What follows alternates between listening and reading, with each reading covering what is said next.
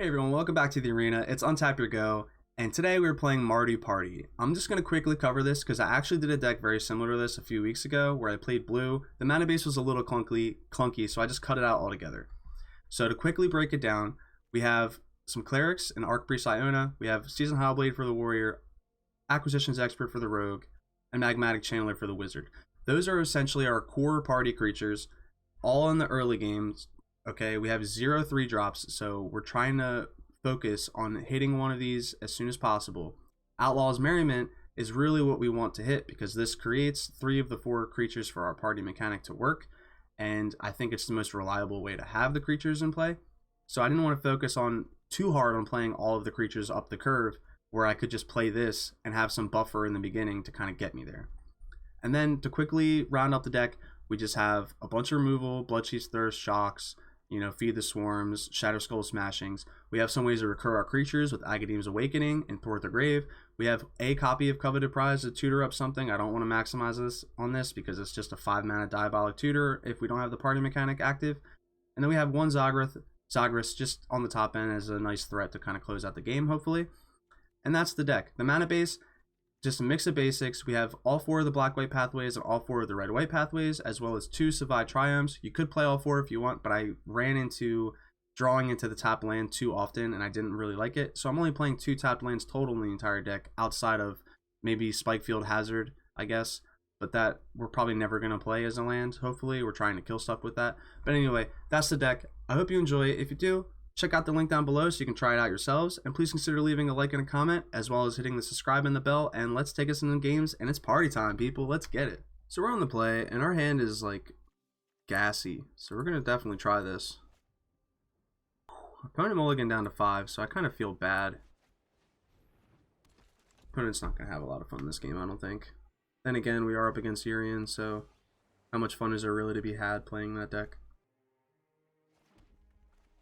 Yep, let's get the Channeler down.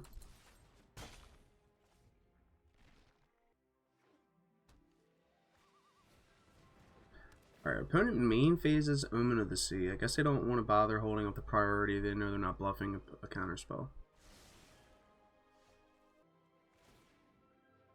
So I'm going to discard Zagras, actually.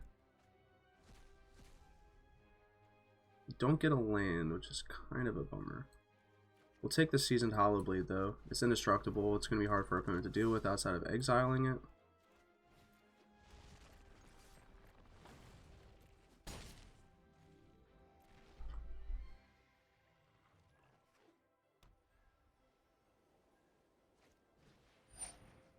Okay, opponent's finding their next white land. It's likely going to be a Shatter the Sky turn on the following turn. So we have a turn to get as much damage in as possible. Spikefield Hazard being a tapped land really sucks. See if we can try to pitch it for find ourselves an untapped source. We do. We actually found the best source. And now our opponent is in a lot of trouble.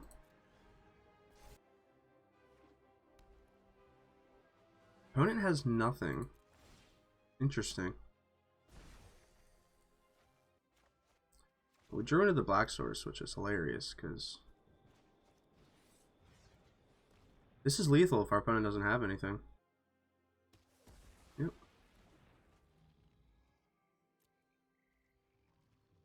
We're just going to go ahead and get in. Yep.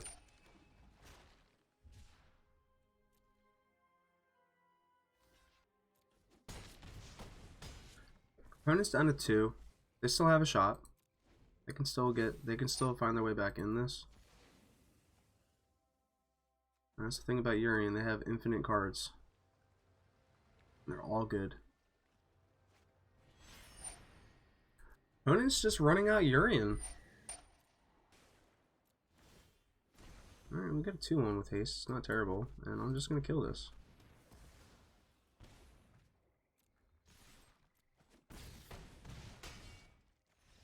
Man, that was like way more aggressive than the original build of this deck I had. This hand is not so good, so we're gonna probably mulligan. I mean, we do have 2 Bloodchief's Thirst, so like we can just control the board a little bit. Player Acquisitions Expert, rip their best card out of their hand, whatever they decide to give us. I don't like having to Thwart the Grave in the opening hand or a red card with no red sources. And we are a 3-color deck, so trying to bank on drawing both of our colors is kind of greedy. And then we end up drawing all 3 of our colors and a much better hand, so I guess the Spikefield Hazard. Yeah, we'll run it like that.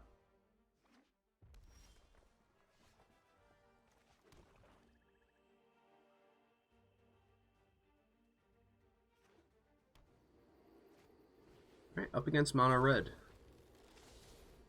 This will either be a really easy matchup or a really hard matchup, depends. And they found a Shatterskull, which means they get a land drop from us. Yeah. I'm just going to kill the robber now. Keep it off the board. Run out the red source.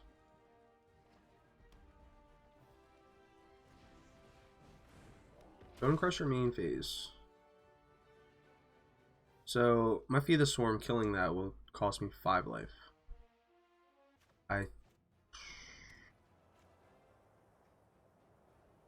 As greedy as it is, I think I honestly do it.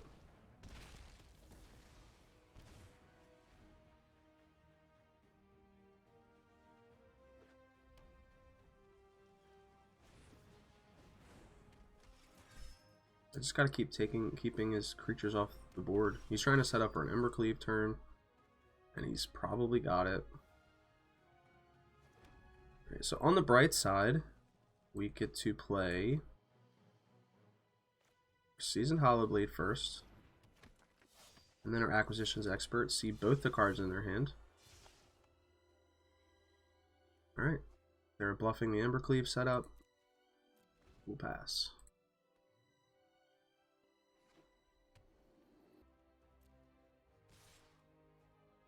Opponent decides to get in. Holding up a land.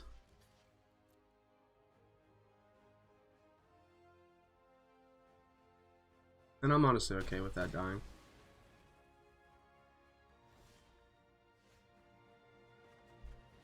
I'll just run out the Channeler.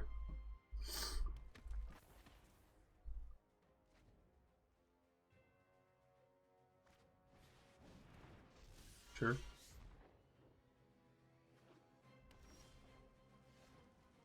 NX is good. Found our second white source though. We'll run out our Outlaws Merriment.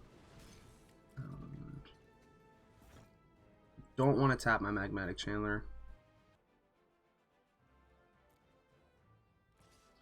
So our opponent goes to attack. Embercleave gives it 2 more pips plus 1, so it'd be 5, swinging for 10. So even if he has the Embercleave, I'm still not dead. Be down to 3. I could also block the Annex, tap the Magmatic Channeler, and if I get lucky and hit a shock, I can kill the Annex.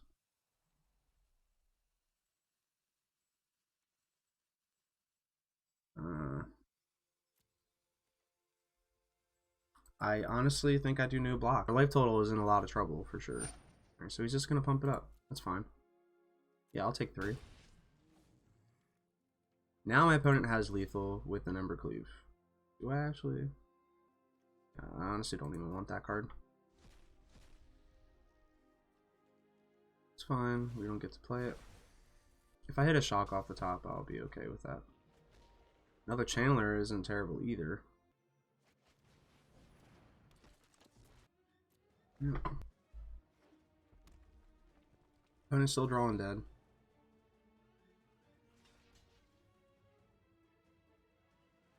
He has to have the Embercleave. Alright. So he's just trying to break through my defenses. That's fine.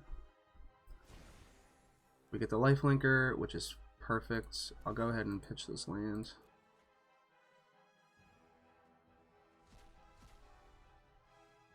Feed the Swarm is good. I'll just go ahead and kill this now.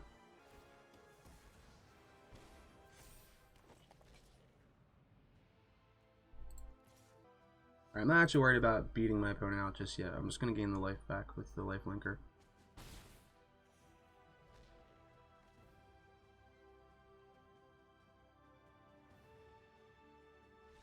And our opponent scoops it up. So this is a super slow hand.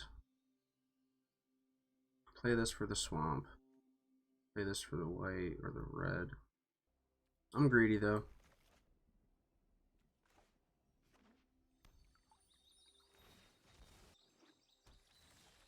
Never punished. Alright, so we're gonna go ahead, get this in play tapped. Whoa. Alright, opponent is probably holding up counter magic or like an omen maybe. Omen of the sea. Under the sea. Down there is better. Something, some better. Down, down, down, down. Alright, cool. So we stick a dude. Best dude. Indestructible dude. Just kidding. Just kidding. Our opponent did the thing.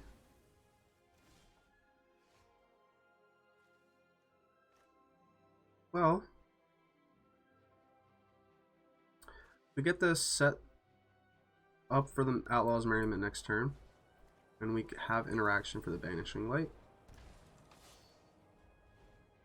So now our opponent has to devote his next turn to killing this again, and we should be able to stick this.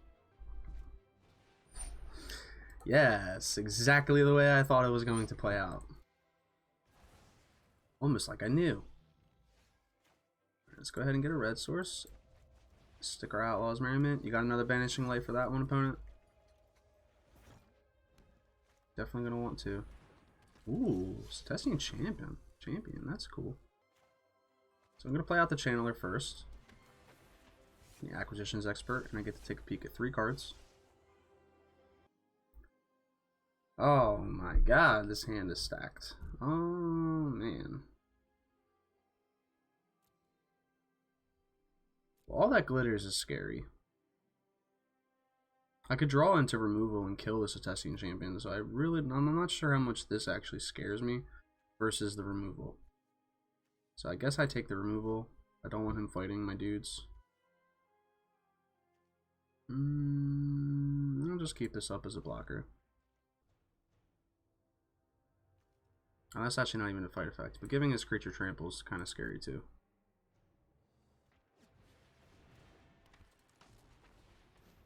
Sure.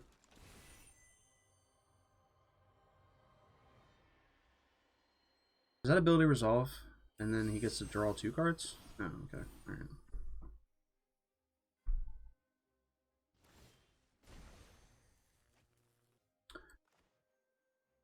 Okay, we'll start off with playing the Zagras. Play out our other Acquisitions Expert. Take a peek at the rest of their hand. That's pretty cool.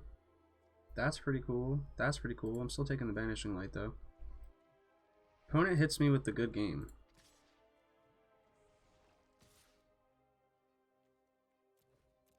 Is it already over? Yes, they have Death Touch.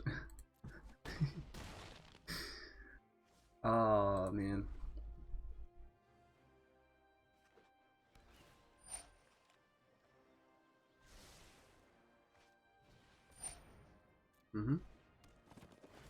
Opponent gets to draw a bunch of cards here.